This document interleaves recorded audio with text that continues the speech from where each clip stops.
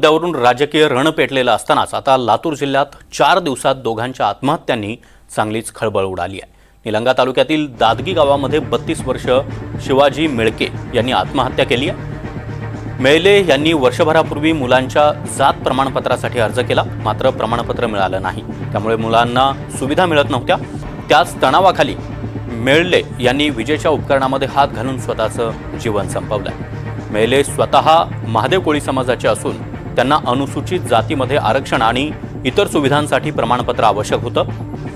त्याच्या अभावीच आत्महत्या करत असल्याचं शिवाजी यांनी सुसाईड नोटमध्ये म्हटलंय। जात प्रमाणपत्र न मिळाल्यामुळे तरुणाची आत्महत्या या प्रकरणी आता हे प्रकरण गंभीर वळणावर पोहोचलंय। शिवाजी वाल्मिक मेळले आत्महत्या प्रकरणी एसडीओ शरद झाडके यांच्यावर सदोष मनुष्यवधाचा गुन्हा देखील दाखल करण्याची मागणी केली जाते। सदोष मनुष्यवधाचा गुन्हा दाखल झाल्याशिवाय प्रेत ताब्यात घेणार नाही असा पवित्राच नातेवाईकांनी घेतला आहे।